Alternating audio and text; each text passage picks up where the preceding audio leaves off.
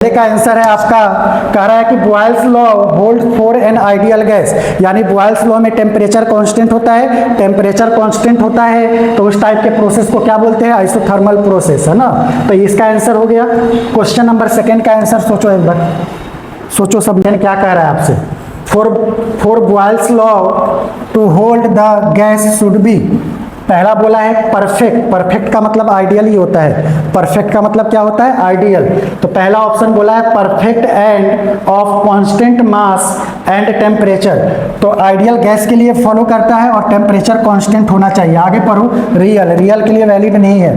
Perfect and at constant temperature and variable mass, देखो mass भी constant रहेगा तभी नंबर ऑफ मोल्स कांस्टेंट रहेगा, यानी पीवी इक्वल टू, आप लोग फॉर्मूला क्या जानते हो, NRT। तो मैंने क्या अभी तक बताते आ रहा था कि N और R कांस्टेंट रहता है, यानी नंबर ऑफ मोल्स का फॉर्मूला क्या होता है, गिवन मास अपॉन में मोलर मास। तो अगर मास कांस्टेंट है तभी तो N कांस्टेंट रहेगा, इसका मतलब इसका ऑप्शन कौन सा चल जाएगा, वेरिएबल मास तो होगा नहीं, रियल आ गया, खत्म, यानी ए ऑप्शन। समझ में आया ऑप्शन को एलिमिनेट कैसे करते हैं, ये सब क्वेश्चन में ऐसा नहीं लाया हूं, ये सब नीट का ही क्वेश्चन है। तो पहला क्वेश्चन हो गया, दूसरा हो गया, क्वेश्चन नंबर थर्ड, इसको सोचो थोड़ा सा। What is the relation between pressure P1 and P2, यहाँ वॉल्यूम है और यहाँ टेम्परेचर है। अब सोचो, तो हो जाएगा tan थीटा यानी NR अपॉन में P।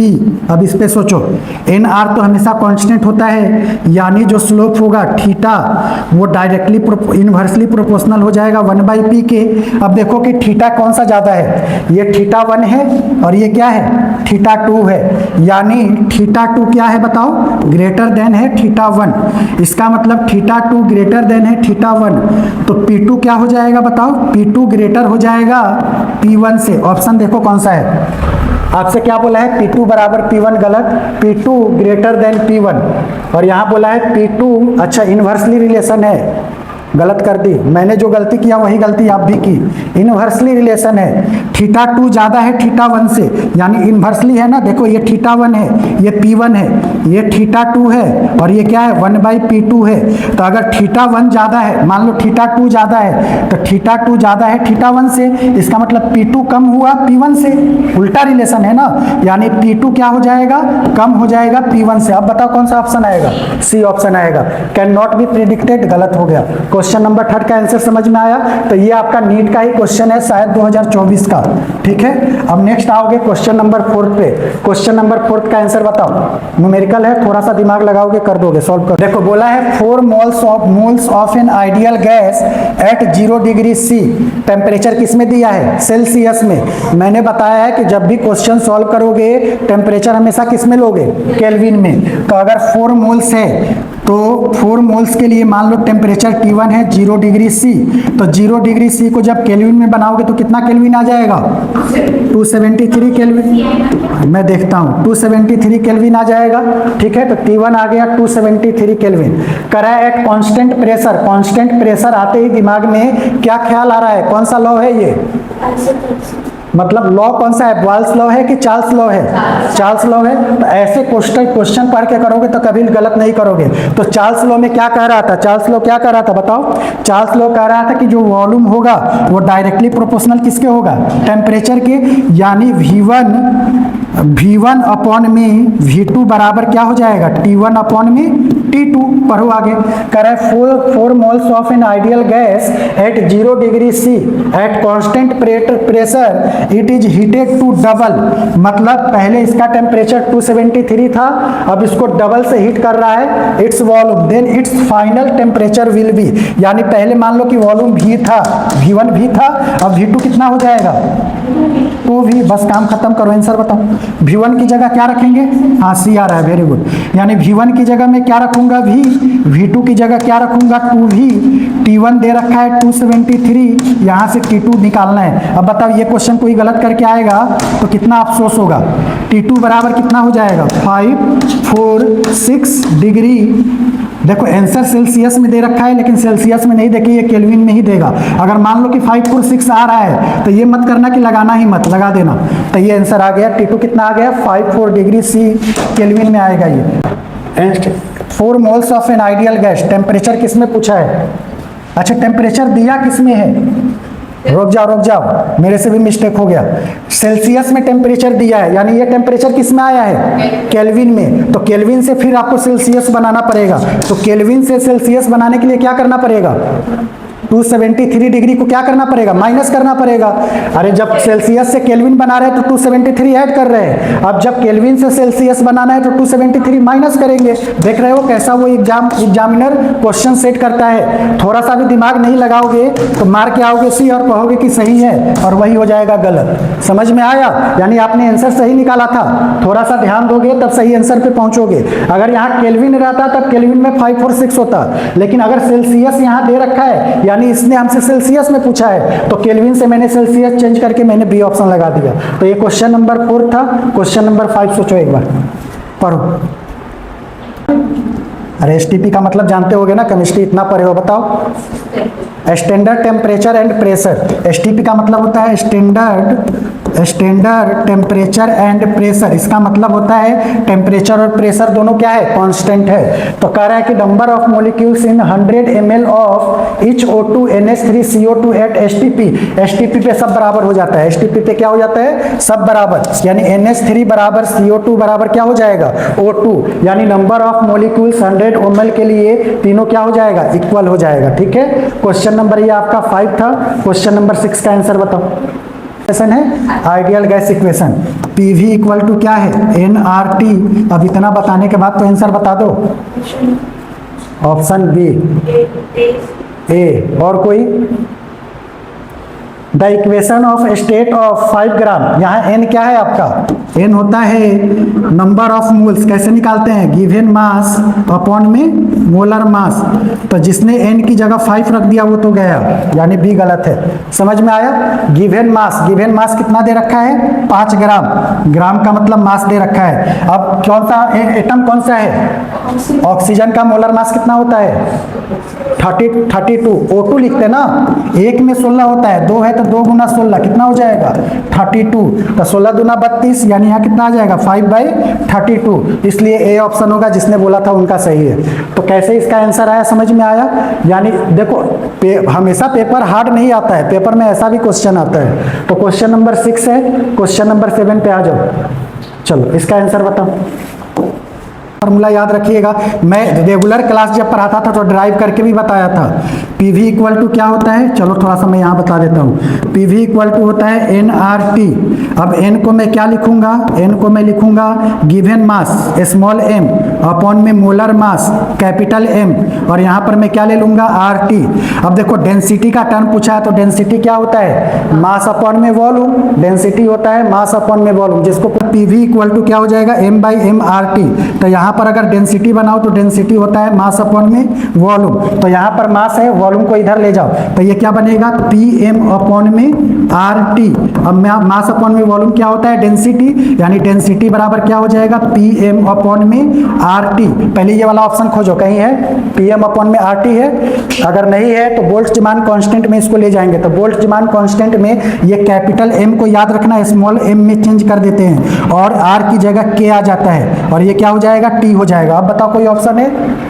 कौन सा ऑप्शन है? Pm अपॉन में KT। तो डेंसिटी के लिए ये फॉर्मूला कैसे आया वो भी बता दिया, और ये दोनों फॉर्मूला याद रखिएगा। देखो जब कैपिटल M होगा ना, कैपिटल M होगा तो यहाँ पर डेंसिटी में R आएगा। कैपिटल M का मतलब क्या है बताओ? Molar mass. कैपिटल M का मतलब क्या है? Molar mass. लेकिन जब स्मॉल m आएगा यानी गिवन मास के टर्म में, तो उस समय क्या आ जाएगा? K आ जाएगा, बोल्ट्जमान कांस्टेंट। क्वेश्चन नंबर 7 के बाद क्वेश्चन नंबर 8 पर हो। D बराबर Pm अपॉन में RT। अब इसी पे सोचो कि पूछा क्या है? 4 ऑप्शन C3। बहुत अच्छा, वेरी गुड। देखो अब जिनको नहीं समझ में आया समझो। Two vessels separately contain 2 ideal gases A and B at the same temperature. यानी टेम्परेचर तो सेम रखा है, ठीक है। The pressure of A being twice that of B। यानी देखो प्रेशर बोला है, प्रेशर मान लो P1 है और दूसरा P2 है, तो पहले का प्रेशर क्या बोला है, किसका बोला है, मान लो कि A है और ये क्या है, B है। तो A and B at the same temperature, the pressure of A being twice that of B, मतलब B का प्रेशर A का ट्वाइस है, ऐसा कुछ बोला है। The pressure of A being twice that of B, तो मैं B का प्रेशर मान लेता हूँ P है, तो इसका प्रेशर कितना हो जाएगा, 2P। आगे पढ़ो। Under such condition the density of A is found to be 1.5, यानी इस A का density times the density of B, यानी डेंसिटी ऑफ B को मैं अगर D लेता हूँ तो इसका डेंसिटी कितना हो जा रहा है, 1.5 टाइम्स D। आगे पढ़ो। Times the density of B, the ratio of molecular weight, molecular weight का मतलब M की बात कर रहा है, A एंड B, यानी ये सब constant, P constant, R constant, T constant, यानी यहाँ पर D और M कांस्टेंट बोला है, यानी किस में रिलेशन बोला है, two vessel A and B temperature, the pressure of A being twice the candidate density pound the ratio of molecular weight of A and B। तो molecular weight का मतलब यहाँ पर P पे डिपेंड कर रहा है ये। तो देखो अगर मैं यहाँ से मोलिकुलर वेट निकालूं तो M बराबर क्या हो जाएगा, D अपॉन में P, बस काम खत्म। ये M1 है और ये क्या है, M2 है, तो M1 D बाई P है, तो M1 की जगह रखो, A के लिए मैं लिख रहा हूँ, A के लिए, तो M1 A के लिए कितना हो जाएगा, M1 डेंसिटी कितना है 1.5 और प्रेशर कितना है, प्रेशर है आपका P। M2 के लिए आ जाओ, M2 के लिए डेंसिटी कितना है D, प्रेशर कितना है P, तो P रख दो। अब M1 बाई M2 का रेशियो निकाल लो, क्योंकि A और B पूछा है, यानी M1 बाई M2 बराबर, M1 की वैल्यू क्या है 1.5 D अपॉन में P, 1.5 D अपॉन में P बराबर, यहाँ पर ये क्या है, अरे बोलो, D by P, D by P। Solve करो, यानी देखो P से P कट गया, D से D कट गया, P से P कट गया, यानी M1 बाई M2 कितना आ गया 1.5, और 1.5 का मतलब ही क्या होता है 3/2। कुछ गलती किया क्या, देखना कुछ गलती किया क्या मैंने कहीं, हाँ बिल्कुल बिल्कुल, P की जगह मैंने वो रख दिया था, यानी यहाँ पर क्या है 2P ना, कहाँ पे 2P, यहाँ पे पहले वाले में या दूसरे वाले में, पहले वाले में, यानी यहाँ 2P आएगा, तो 2P का मतलब 1.5 अपॉन में 2 रहेगा, तो आ गया 3/4। ठीक है, तो आंसर आ जाएगा 3/4। समझ में आया। चलो इसके बाद क्वेश्चन नंबर 8 के बाद कोशिश करेंगे कि 15 क्वेश्चन हो जाए। क्वेश्चन नंबर 9 पढ़ो एक बार। D बराबर प्राइम मिनिस्टर अपॉन में RT, PM को याद रखना, प्राइम मिनिस्टर को, ठीक है। तो D बराबर PM अपॉन में RT, जो मेरे 12th के समझो, आपसे बोला है एट 10 डिग्री C जब भी आए तो याद रखना केल्विन में बनाना है। At 10 degree C the value of density of a fixed mass of an ideal gas divided by its pressure, यानी वॉल्यूम, वॉल्यूम का मतलब डेंसिटी, डेंसिटी यानी यहाँ पर D बाई P को जब डिवाइड, प्रेशर से डिवाइड करोगे डेंसिटी को, तो यहाँ पर बचेगा क्या, P अपॉन में RT। तो at 10 degree C the value of the density of a fixed mass of an ideal gas divided by its pressure, यानी D बाई P कर दिए तो P बाई RT आ गया। At 1 degree C this ratio is, देखो इसने D by P को X बोला है, D बाई P को इसने क्या बोला है, प्रेशर इज X, यानी X बराबर दे दिया है P अपॉन में RT। अब समझो ध्यान से, टेम्परेचर, टेम्परेचर की बात कर रहा है, यानी प्रेशर और R तो खत्म, यानी अगर मैं X1 की बात करूं, मान लो कि ये X1 है, तो X1 अपॉन में 1/T, T का मतलब टेम्परेचर 10 डिग्री C है, केल्विन में बताओ, हाँ 273 ऐड करेंगे तो कितना आ जाएगा 283, समझ गए। तो यानी X1 कितना आ गया 1 अपॉन में 283। अब X2 की बात करो, X2 में उसने क्या किया है, टेम्परेचर को कितना बढ़ा दिया है 110, तो 110 बढ़ाओगे तो 1 अपॉन में केल्विन में बताओ, क्योंकि ये सेल्सियस ही है, कितना आएगा 273 में 110 को ऐड करो तो 383, यानी 383। बस रेशियो ले लो, यानी x1 by x2, x1 by x2 बराबर 1 अपॉन में 283 अपॉन में 1 अपॉन में 383। देखो कुछ आ रहा है क्या, पलटी मारने के बाद कोई ऑप्शन आ रहा है, या मैंने रेशियो ही गलत ले लिया है, At 10 degree C, the value of density of fixed mass x at 110 degree C, the ratio is 110 degree C, यानी x2 को मेरे को ऊपर रखना था क्योंकि इसी का पूछ रहा है x2। तो देखो x2 अपॉन में x1 बराबर x2 की वैल्यू कितना है 1 अपॉन में 383 अपॉन में 1 अपॉन में 283। बताओ ऐसा मैंने क्यों रखा, क्योंकि x1 जो है वो हमारा x है, x1 जो है वो हमारा x है, तो मैं x2 बराबर x बराबर पलटी मारूंगा तो 283 अपॉन में 383 आ जाएगा। x को इधर भेज दो, ये x इधर आ गया। अब बताओ कौन सा ऑप्शन है, 283 अपॉन में 383 इंटू एक्स। समझ में आया कैसे किया? तो देखो जो चीज बोलेगा उसी को वेरिएशन करवा दो, जो चीज नहीं बोला उसको कांस्टेंट रखो, उसके बाद काम तमाम कर दो। क्वेश्चन नंबर 9 के बाद ये कंसेप्चुअल क्वेश्चन है, बताओ इसका। देखो मैंने वहां पर पढ़ाया था इलास्टिक होता है, इसने क्या बोला है इन इलास्टिक, इसलिए रॉन्ग पूछा तो रॉन्ग गलत हो गया। अच्छा ABCD the force of attraction between the molecule is negligible, ये सही बोल रहा है। फोर्स को नेग्लिजिबल करते हैं ना, तभी तो ग्रेविटेशनल फोर्स दोनों में नहीं लग रहा था। यानी इसका 4-5 ऑप्शन दिया है, लेकिन इसका ऑप्शन ई होगा। समझ गए ना? देखो पहला बोला है the gas molecule are random motion, gas molecule random करता ही है। The gas molecule are perfect elastic sphere, ये भी सही बोल रहा है। The volume occupied by the molecule of a gas is negligible, ये भी सही बोल रहा है, ये भी सही बोल रहा है। मतलब इलास्टिक होता है, इन इलास्टिक बोल के इसको गलत कर दिया। क्वेश्चन नंबर 11 का ये भी कंसेप्चुअल क्वेश्चन है, बताओ। काइनेटिक एनर्जी पे डिपेंड करता है, अगर टेम्परेचर ही जीरो है तो काइनेटिक एनर्जी क्या हो जाएगा जीरो। तो काइनेटिक एनर्जी जीरो हो जाएगा तो क्या मोलिक्यूल वाइब्रेट करेंगे या स्टॉप हो जाएंगे? स्टॉप हो जाएंगे। तो देखो कौन से ऑप्शन में दिया है, मोशन क्या हो जाएगा स्टॉप हो जाएगा, यानी मोलिकुलर मोशन क्या हो जाएगा स्टॉप हो जाएगा। समझ में आया? 11 के बाद क्वेश्चन नंबर 12, चलो बताओ। इंक्रीज टेम्परेचर, टेम्परेचर को इंक्रीज करेंगे तो क्या बढ़ेगा काइनेटिक एनर्जी बढ़ेगा। आप देखो कौन से ऑप्शन में दिया है, कौन सा ऑप्शन में दिया है। अगर मैं टेम्परेचर इंक्रीज कर रहा हूं तो काइनेटिक एनर्जी बढ़ेगा, कौन से ऑप्शन में दिया है डी ऑप्शन में दिया है। कंसेप्चुअल क्वेश्चन है इसलिए इसमें सॉल्व करने बाद क्वेश्चन नंबर 13 का आंसर बताओ। एट कांस्टेंट वॉल्यूम की बात कर रहा है, टेम्परेचर इंक्रीज करेंगे तो क्या होगा। At constant volume temperature is increased, the number of collision per unit time will क्या हो जाएगा इंक्रीज हो जाएगा। ठीक है। 13 के बाद जी पर मोल यानी 1 मोल के लिए फॉर्मूला भी बताया था, क्या बताया था 3/2 PV। हाँ बोलो, नीचे करो, बोलो। बोल रहा है कांस्टेंट वॉल्यूम, वॉल्यूम कांस्टेंट है तो कह रहा है टेम्परेचर इंक्रीज कर रहे हैं, तो टेम्परेचर इंक्रीज करने से क्या होगा, टेम्परेचर इंक्रीज करोगी तो जो नंबर ऑफ मोल्स है, जो नंबर ऑफ मोल्स है उसमें वाइब्रेशन ज़्यादा हो जाएगा, तो टाइम के अकॉर्डिंग वो क्या होगा इंक्रीज करेगा। ठीक है। क्वेश्चन नंबर 13 के बाद क्वेश्चन नंबर 14, काइनेटिक एनर्जी बराबर 3/2 PV। अब बताओ इस पे, इसने पूछा क्या है, पढ़ो एक बार। Yes, B is the right answer. देखो काइनेटिक एनर्जी को इसने ई ले लिया है, तो काइनेटिक एनर्जी को ई ले लो।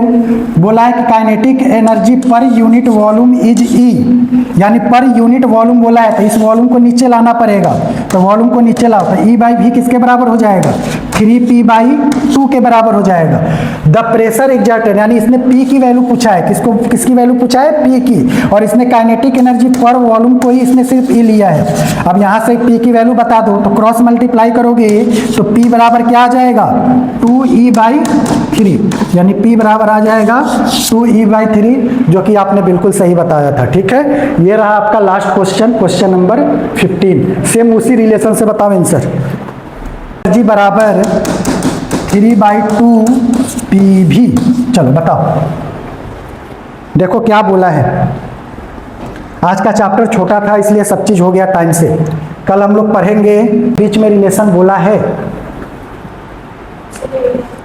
Kinetic energy per unit volume को ई ले लो, फिर वैसे ही करो, kinetic energy per unit volume को इसको ई ले लो तो ये बचेगा 3/2 P, तो E बराबर क्या आ गया, E बराबर आ गया 3/2 P। इसी से आंसर मिल रहा है क्या, E बराबर, अच्छा P बराबर दिया है सब में तो P निकाल लो। P बराबर क्या आ जाएगा 2E/3, कोई ऑप्शन है P बराबर 2E/3। समझ में आ गया। तो बस यहीं तक था काइनेटिक थ्योरी ऑफ गैसेस। इससे एक क्वेश्चन हमेशा पेपर में पूछता है, तो वो क्या पूछेगा वो कोई नहीं जानता। बस इस चैप्टर का जो 15 क्वेश्चन करवाया इसको आप अच्छे से कर लीजिएगा। जो संडे का मैं टेस्ट बनाऊंगा थर्मोडायनेमिक्स पे बनाऊंगा, केटीजी पे बनाऊंगा, और जो 2 चैप्टर नेक्स्ट करवाने वाला हूँ उस पर बनाऊंगा। उसके बाद फिर 12th हम लोग पढ़ेंगे। तो आज की क्लास यहीं तक।